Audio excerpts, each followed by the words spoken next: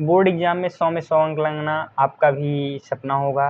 आज उस सपने को आज आप किसी दूसरे के हाथों देख लीजिए कि किस प्रकार से लिखने पर बोर्ड एग्ज़ाम में 100 में 100 आते हैं, ताकि आप भी 100 में 100 अंक पा सकें। तो चलिए शुरू करते हैं बिना किसी देरी के। तो गणित कक्षा 12 की गणित का पेपर है। ये टेस्ट हुआ था, लेकिन वही सेम बोर्ड एग्ज़ाम के फॉर्मेट में ही मेरा टेस्ट हुआ था। तो मैंने अपने टेस्ट में 100 में 100 मार्क्स पाए थे और बोर्ड एग्ज़ाम में मेरे 100 में 96 मार्क्स थे। तो एक सवाल वहाँ पे छूट गया था, वो छूट गया था क्या, आता नहीं था, क्योंकि वो आउट ऑफ सिलेबस था। वो आपके वो जो चैप्टर है वेक्टर चैप्टर से क्वेश्चन था। तो उस चैप्टर का 4 अंक का सवाल था और वो 4 अंक आउट ऑफ सिलेबस के थे, तो मैंने उसे किया ही नहीं। मैं जैसे एग्ज़ाम में कोई ऐसा सवाल जब आपको दिख जाता है जिसे आपने कभी उस फॉर्मेट के सवाल को नहीं किया होता, तो कहीं न कहीं घबराहट हो जाती है। तो मुझसे वो 4 अंक के सवाल छूट गए थे, जिससे कि 96 ही नंबर आए, 96 नंबर ही मुझे मिले। तो लेकिन मैंने टेस्ट में 100 में 100 अंक हासिल किए हैं। इस प्रकार से अगर आप भी लिखेंगे तो आपको भी 100 में 100 अंक निश्चित रूप से आपको मिलेंगे। तो मैं कैसे लिखता था, तो आज मैं आपको वही रिवील करने वाला हूँ। तो स्टार्ट करते हैं। तो यहाँ पे टेस्ट नंबर 1 मेरा पहला टेस्ट, यानी कि फुल लेंथ टेस्ट था। तो मैं पार्ट टेस्ट भी देता था, लेकिन फुल लेंथ टेस्ट यहाँ पर पहला है, टेस्ट नंबर 1 गणित। तो गणित में प्रश्नोत्तर संख्या 1, कुछ नहीं, ये तो मैंने डायरेक्ट समय बचाने के लिए किया था। लेकिन आपको कैसे करना है, प्रश्नोत्तर संख्या 1 का यहाँ पे मैं आपको बता देता हूँ। ऐसे आप यहाँ पे लिखेंगे प्रश्नोत्तर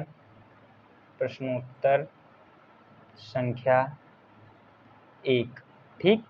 अब उसके नीचे आप क्या लिखेंगे, 1 का क। अब जो भी आंसर होगा यहाँ पे लिख देंगे। फिर 1 का ख, जो भी आंसर होगा लिख देंगे। फिर 1 का ग, ठीक। ऐसे करके आप अंग तक जो भी लिख लेंगे, 1 या 1.5 पेज में आपका हो जाएगा, ठीक। इस तरीके से आपको लिखना है। मैंने यहाँ पे ऐसे डायरेक्ट कर दिया है, आप भी डायरेक्ट कर सकते हैं, लेकिन इस तरीके से लिखेंगे तो ज़्यादा सही रहेगा। प्रश्नोत्तर संख्या 1 का क, 1 का ख, 1 का ग, 1 का घ, 1 का अंग, ठीक। इस तरीके से आपको लिखना है। तो यहाँ पे पहला सवाल था, यदि समुच्चय ए में 5 अवयव हैं तथा समुच्चय बी में 6 अवयव हैं, तो ए से बी में एकाकी तथा आच्छादक प्रतिचित्रणों की संख्या। तो यहाँ पे ए से बी में आच्छादक एकाकी तथा आच्छादक प्रतिचित्रणों की संख्या क्या है, 0 है। तो वही यहाँ पर सी ऑप्शन 0। तो ठीक, इसमें मैंने पाँचों सही किए थे। विषम सममिताव्यूह, ये इसमें विषम सममिताव्यूह था। फिर उसके बाद इसमें वाले में जो भी ऑप्शन ए ऑप्शन था, फिर बी, फिर डी, ठीक। तो यहाँ पे एग्जामिनर को ज़रा सा विषय में नहीं लगा, उन्होंने टिक किया सर ने, और मुझे पूरे के पूरे अंक दे दिए। ये तो मेरा पूरा सही था। फिर उसके बाद इसमें हम अंक नहीं कटते, और राइटिंग भी इसमें मैथमेटिक्स है। मैथमेटिक्स में राइटिंग का भी बहुत ज़्यादा मायने नहीं रखता, आप का लिखने का तरीका कैसा है वो मायने रखता है। मतलब शब्द अक्षर पता होना चाहिए, पढ़ने में आना चाहिए, समझने में आना चाहिए, बस। बाकी आपका आंसर, आपका जो स्टेप मार्किंग होता है वो मायने रखता है। तो उसके बाद मैं पहला सवाल करने के बाद मैं सीधा 9वें का सवाल करता था, यानी 8 अंक के जो सवाल होते थे, 9वां, 8वां और 7वां, ये 7, 8, 9 ये तीनों सवाल 8-8 अंक के आते थे। तो मैं इन तीनों सवाल को सबसे पहले करता था, यानी कि ताकि ये अगर लास्ट में अगर समय कम भी बचे तो ये प्रश्न छूटे ना, क्योंकि 8 अंक यानी बहुत 1.5 से 2% का मामला होता है, इसलिए मैं इसको पहले करने के फेवर में रहता हूँ। तो प्रश्नोत्तर संख्या 9वें का 8 अंक का सवाल है। यहाँ पे मैं आपको प्रश्न पढ़ के सुना भी देता हूँ। क्या है, मैंने कौन सा किया था, 9वें का क किया था। तो 9वें का सिद्ध कीजिए कि एक गोले के अंतर्गत जिसकी त्रिज्या a है, उच्चतम आयतन के बने बेलन की ऊंचाई 2a/√3 है। यही सवाल है। इस सवाल को मैंने यहाँ पर पूरा 1.5 पन्ने में किया था। तो आप देख सकते हैं कुछ इस प्रकार से मैंने किया। डायग्राम, हाँ, इम्पॉर्टेंट चीज़ें मैं बताऊंगा, पूरा पढ़ के नहीं दिखाऊंगा, कैसे लिखना है वो बताना है। तो यहाँ पे डायग्राम ज़रूरी है। डायग्राम के अगर 8 अंक का सवाल है तो 2 अंक डायग्राम के होते हैं, ये चीज़ आप बिल्कुल ना भूलें, 2 अंक डायग्राम के होते हैं। तो आपको 2 अंक डायग्राम के दिए जाएंगे। ऐसे कुछ इस प्रकार से आपको बना देना है। बहुत ऐसा नहीं गोला प्रकार लेके जाओ 1 घंटे उसी में लगे हुए हो, उससे कोई मतलब नहीं है। बस आपने डायग्राम बनाया है, फटाक से किया, मैंने भी देखो हाथ से ही बनाया है, ठीक है। उसके बाद यहाँ पे बाकी का सॉल्यूशन यहाँ पे है, आप देख ही सकते हैं। तो यहाँ पे बाकी का सॉल्यूशन यहाँ से कुछ इस प्रकार से 8 अंक मुझे इसमें पूरे मिले। तो आपको यहाँ पे लास्ट में ज़रूर ब्लैक पेन से लिख देना है। अगर सिद्ध करने वाला है तो आप लिख देंगे, अतः एक गोला जिसके अंतर्गत ये उसकी त्रिज्या a है, उच्चतम आयतन के बने बेलन की ऊंचाई 2a/√3 है। आप इसको ज़रूर लिखेंगे ताकि एग्जामिनर देखेगा हाँ लास्ट तक सवाल सही सॉल्व किया है, स्टेप मार्किंग देगा, पूरे नंबर मिल जाएंगे। फिर उसके बाद मैं नेक्स्ट क्वेश्चन पे आता हूँ। तो मैंने 8वें का किया, ये भी 8 अंक का क्वेश्चन है, 8 मार्क्स का, ठीक। ये भी 8 अंक का क्वेश्चन है। तो 8 अंक का ये आपका वो क्या कहते हैं अवयव वाले चैप्टर से है। तो समीकरण निकाय 4a जो भी है, मतलब समीकरण वो क्वेश्चन था, जो भी क्वेश्चन था यहाँ पे, उसके बाद इस समीकरण निकाय को अवयव रूप में बदलने पर प्रॉपर जो भी था फॉर्मेट, ब्लैक और ब्लू पेन दोनों का प्रयोग करना है। राइटिंग नहीं बनेगी तो भी कोई दिक्कत नहीं है, लेकिन समझ में आना चाहिए। अब जब तक आपको शब्द और अक्षर समझ में नहीं आएंगे तब तक एग्जामिनर जब पढ़ नहीं पाएगा तो आपको नंबर किसके देगा। तो बस समझ में आना चाहिए, बात ख़त्म। राइटिंग नहीं सही है कोई दिक्कत नहीं, आप फास्ट लिखें, क्योंकि मैथमेटिक्स में वैसे पे भी टाइम नहीं मिलता बोर्ड एग्ज़ाम में, आप आराम से ऐसे लिखेंगे। उसके बाद लास्ट में जो भी आया है प्रूव करके x बराबर -1, y बराबर -2, z बराबर 3 है।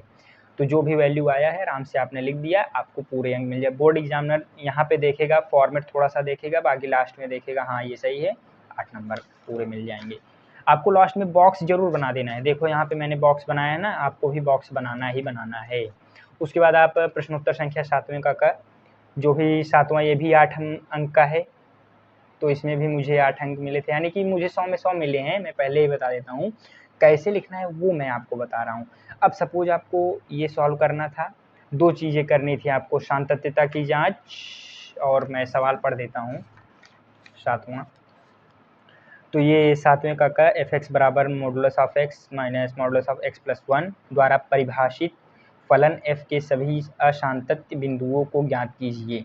तो f के सभी अशांतत्य बिंदुओं को ज्ञात करना था, फंक्शन के सभी अशांतत्य बिंदु को। तो मैंने इसको 2 फंक्शन माना, f(x) को मैंने 2 फंक्शन, इसको 1 फंक्शन और इसको 1 फंक्शन माना, और यहाँ पे फॉर्मेट में ऐसे बगल में सॉल्व करके हमने दिखा दिया, ठीक है। तो यहाँ पे सॉल्व किया, लास्ट में जो भी था, अतः जो भी था अशांतत्य, अब जैसे f(x) बराबर ये का कोई भी अशांतत्य बिंदु नहीं है, एग्जामिनर यहाँ पे ये देखेगा, ज़्यादा उसको इरिटेशन नहीं होगा, कम समय में वो उन्होंने फॉर्मेट देखा, यहाँ पे आपने प्रूव किया है, आपको 8 नंबर मिल जाएंगे, बहुत ज़्यादा टाइम नहीं लगेगा, ठीक। फिर उसके बाद मैंने फिर 7वें के बाद मैं समझ लो कि पहला सवाल करने के बाद, क्योंकि MCQ था, उसके बाद मैं दूसरे सवाल पे नहीं गया, क्योंकि वो 1-1 नंबर के थे और टाइम बहुत ज़्यादा कंज्यूम कर रहे थे, इसलिए मैं सीधा लास्ट से सॉल्व करता हूँ। मेरी ये स्ट्रेटजी यही है। हो सकता आप भी मैथमेटिक्स में तो आप भी यही ट्राई करें कि लास्ट से करें, लेकिन आपकी इच्छा, चाहे जो प्रश्न आप पहले करें, कोई उसमें प्रॉब्लम नहीं है। लेकिन मेरी स्ट्रेटजी यही थी कि मैं पहला सवाल करता था, फिर लास्ट से आता जाता था, जैसे 9, 8, 7, 6, छठवां सवाल। फिर उसके बाद जो भी छठा, मैं आपको क्वेश्चन पढ़ देता हूँ।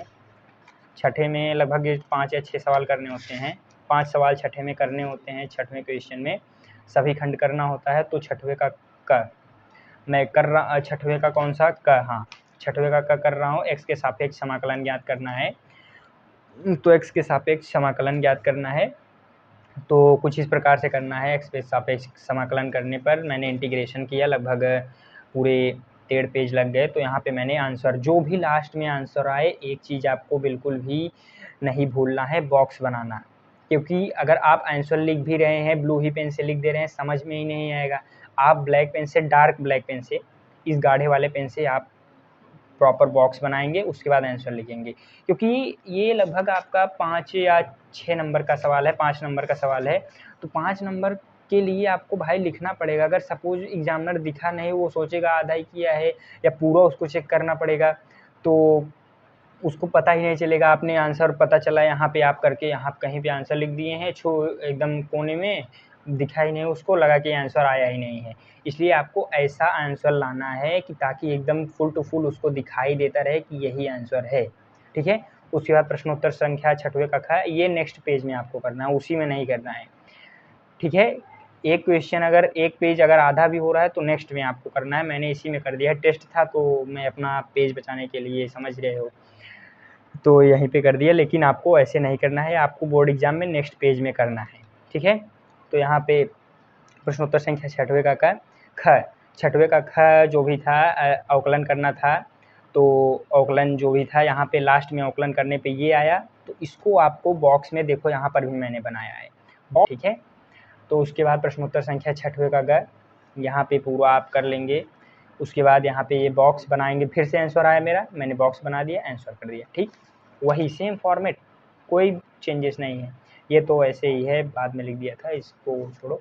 6वें का घ, ये आप इस यही चैप्टर था, इसमें जो है मेरा जो टॉपिक कटा हुआ था उससे एक क्वेश्चन आया था, इसलिए मेरा मिस्टेक हो गया था बोर्ड एग्जाम में, फाइनल एग्जाम में। तो यहाँ पे ये ऐसे करना है, फिर लास्ट में आपने जो सिद्ध किया है इति सिद्धम लिख देना है बॉक्स बना के, बॉक्स जरूर बनाना है, ये बहुत इंपॉर्टेंट है, ठीक। उसके बाद आप अंगा पे आएंगे, प्रश्नोत्तर संख्या 6वें का अंगा, फिर अंगा वाला टॉपिक आपने किया, यहाँ पे फिर से लास्ट में जो भी था आपने अवकलन किया, डिफ्रेंसिएशन किया, यहाँ पे जो आया इति सिद्धम प्रूव करने वाला था तो प्रूव कर दिया आपने। फिर उसके बाद 5वें का क्वेश्चन लिखा, उसके बाद एकाएकी दर्शाना है तो एकाएकी यहाँ पे लिख दिया, फिर आच्छादक दर्शाना था, आच्छादक लिख दिया, ठीक है। तो यहाँ पे हेडिंग डाल देना है, एकाएकी सिद्ध करे और आच्छादक सिद्ध करो, ठीक है।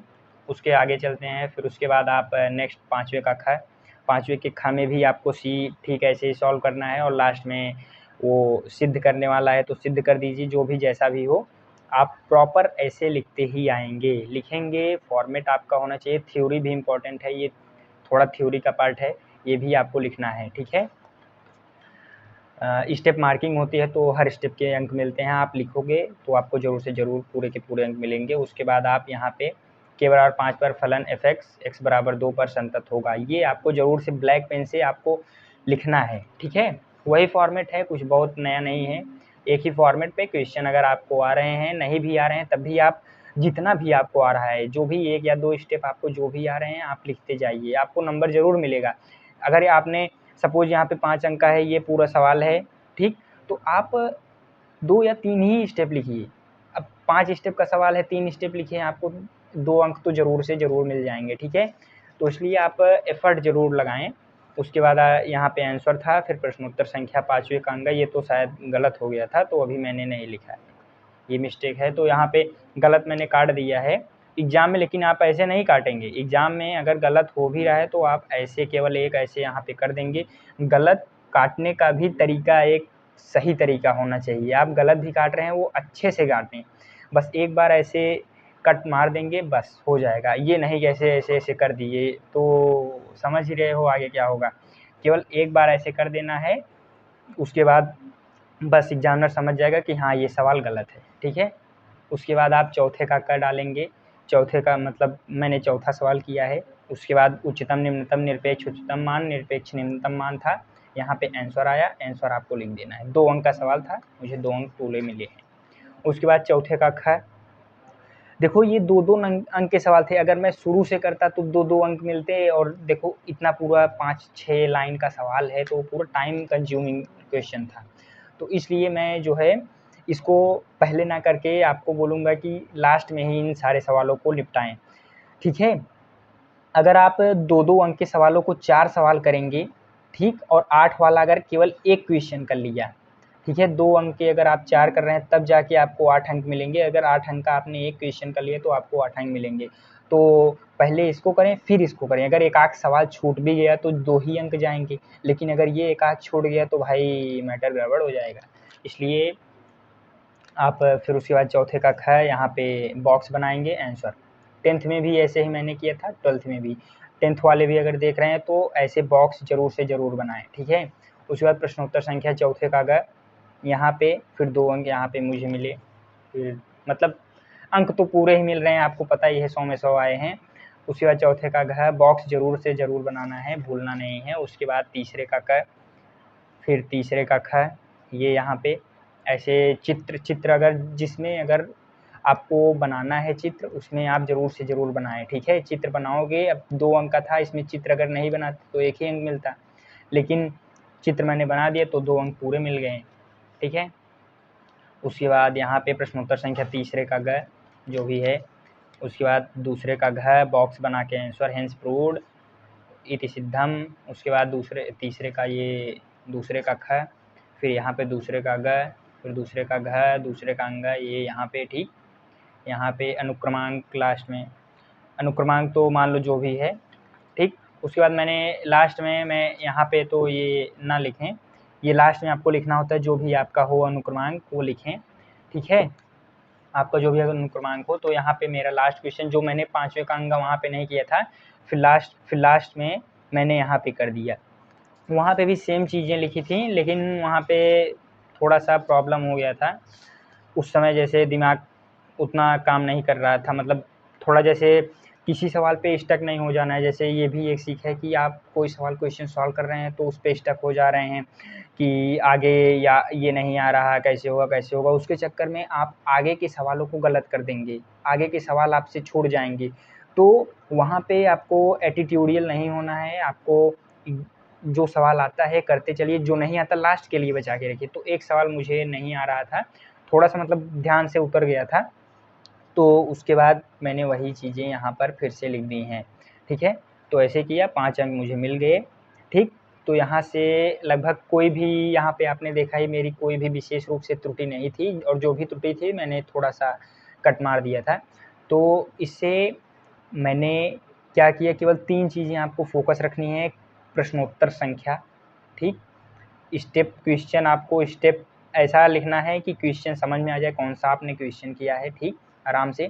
उसके बाद लास्ट में आप ये ज़रूर लिखें, ये का मतलब कि लास्ट में अगर आंसर आ रहा है तो बॉक्स ज़रूर बनाए, जैसे यहाँ पे है, बॉक्स बनाना मोर देन इम्पॉर्टेंट, ठीक। और उसके बाद ऐसे कुछ इस प्रकार से आप लिखेंगे, स्टेप बाय स्टेप लिखेंगे, तो आपको पूरे के पूरे अंक मिलेंगे। राइटिंग थोड़ा सा डिम है, थोड़ा सा गड़बड़ है, तो कोई दिक्कत नहीं है, शब्द समझ में आना चाहिए, अक्षर समझ में आना चाहिए, वो मायने रखता है बस। तो पूरा अगर मैं आप कैलकुलेट भी करेंगे तो 100 में 100 मुझे अंक मिल रहे थे। तो इस तरीके से अगर आप लिखेंगे तो बोर्ड एग्ज़ाम में 100 में 100 ज़रूर से ज़रूर आपको मिलेंगे। मेरे 96 मार्क्स थे बोर्ड एग्ज़ाम में 12वीं में, और 10वीं में 12वीं में मैंने कैसी गलती की वो अगर आप देखना चाहते हैं तो कमेंट करें, मैं आपको 12वीं की स्ट्रेटजी बताऊंगा। मेरा जो स्टेट ऑफ माइंड क्या था बोर्ड एग्ज़ाम में 12वीं के, और 10वीं में मेरे 85 मार्क्स थे आउट ऑफ 100। इसमें मैंने एक बहुत बड़ा ब्लंडर कर दिया था, उस ब्लंडर के बारे में भी मैं बताऊंगा कि क्या मिस्टेक थी जिससे मेरे की मैं बोर्ड एग्ज़ाम में मैं इतना हिंट दे दे रहा हूँ कि मेरे 10वीं बोर्ड एग्ज़ाम में मुझे जो क्वेश्चंस थे, बाकी के जो 15 नंबर के क्वेश्चन थे वो मुझे आंसर तक रटे हुए थे, लेकिन फिर भी मैंने एग्ज़ाम में उसको गलत करके, मतलब जैसे 10th में जानते हो वो इतना हवा बना होता है, तो मैं एग्ज़ाम में वो 15 नंबर किसी गलती के चलते मेरे 15 नंबर कट गए थे। अगर आप वो 15 नंबर कैसे कटे, मैंने क्या मिस्टेक की, आपको बताऊंगा, आप भी ताकि वो मिस्टेक ना करें। तो 100 में 100 लाने का सपना तभी आपका पूरा होगा जब आप मेंटल हेल्थ भी आपका, मेंटली आप स्ट्रांग होंगे। तो एग्ज़ाम में थोड़ा सा मैं ब्लैकआउट हो गया था, उस चीज़ के बारे में मैं आपको बताऊंगा कि किस तरह से मैंने क्या गलतियां की थी जिससे कि मेरे 15 अंक कट गए या कम हो गए। तो उसके बारे में बहुत इंटरेस्टिंग कहानी है, उस चीज़ को अगर आप देखेंगे, अगर देखना चाहते हैं तो ज़रूर से ज़रूर कमेंट करें, मैं ज़रूर उसके बारे में आपको बताऊंगा कि कैसे उस टाइम पे मैंने मैनेज किया, तब भी 85 मार्क्स लाया। लेकिन वो कम था मेरे हिसाब से, मैं और एफ़र्ट डाल सकता था, क्योंकि मुझे जब समझ लो कि आंसर तक याद थे उस क्वेश्चन के, फिर भी मैं वो अटेम्प्ट नहीं करके आया हूँ, ये आप जान लीजिए। तो आगे बताऊंगा कि क्यों मुझसे अटेम्प्ट नहीं हुआ, इस बारे में नेक्स्ट वीडियो में बताऊंगा, ये वीडियो की लेंथ ज़्यादा हो जाएगी। और 12वीं की भी स्ट्रेटजी बताऊंगा कि कैसे मेरे 96 मार्क्स आए या 4 अंक कैसे कटे, ठीक है, उसके बारे में भी बताऊंगा। तो यहीं तक था वीडियो, ये 100 अंक कैसे लाएं ये तो आपने देख ही लिया कि बहुत ही टफ नहीं है। अगर आपका नॉलेज है तो ठीक है, लेकिन तरीका भी मायने रखता है। अगर कोई बंदा अगर समझ लो कि अपने आप को ज्ञानी मिल रहा है, 10 बार 15 बार मैथमेटिक्स की बुक पढ़ लिया है, फिर भी उसके टेस्ट में 100 में 100 नहीं आ पाएंगे जब तक कि वो तरीका उसको नहीं पता होगा। तो तरीका भी मायने रखता है, ठीक है। तो आप तरीके से करें जिससे अधिक से अधिक अंक पाएँ। इसलिए ठीक है, जैसा भी है तो चलते हैं, यहीं तक था वीडियो। धन्यवाद।